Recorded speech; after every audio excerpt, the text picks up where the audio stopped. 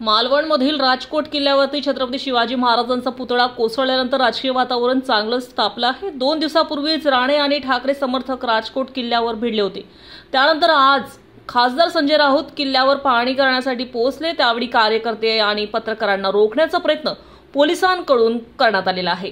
काय म्हणाले खासदार संजय राऊत बघूया। पण पाहिलं की मीडिया माध्यमाने आज सोडण्यात आलं नाही, तुम्ही सांगितल्यानंतर सोडण्यात आलं आणि पुतळा देखील आवाज सील करायचे, काय सांगाल याबद्दल? या तुमच्या भागामध्ये पत्रकारांवरती काय हल्ले झाले, खून झाले, राजकीय कार्यकर्त्यांचे, शिवसैनिकांचे, पत्रकारांना घरात घुसून रात्रभर मारण्याच्या धमक्या भाजपकडून दिल्या। मला कोणाची नावं घ्यायची।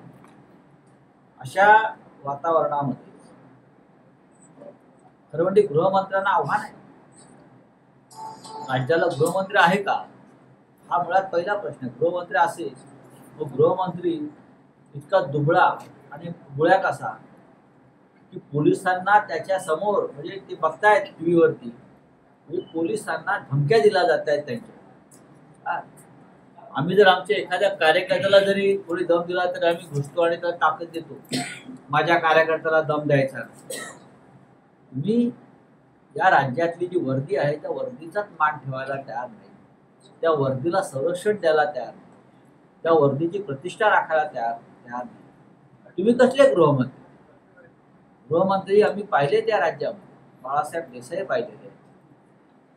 पाहिलेत ना गृहमंत्री, शरद पवार गृहमंत्री होते, आमदारांच्या गाड्या देतात आता झालंय, आणि ते पण सगळे मिंदे गटाचे। आमदारांच्या गाड्या धुवायचं काम पोलिसांना दिलं, काय करतात गृहमंत्री? देवेंद्र फडणवीस यांना गृहमंत्री म्हणून स्वतःला म्हणून घ्यायचा अधिकार नाही।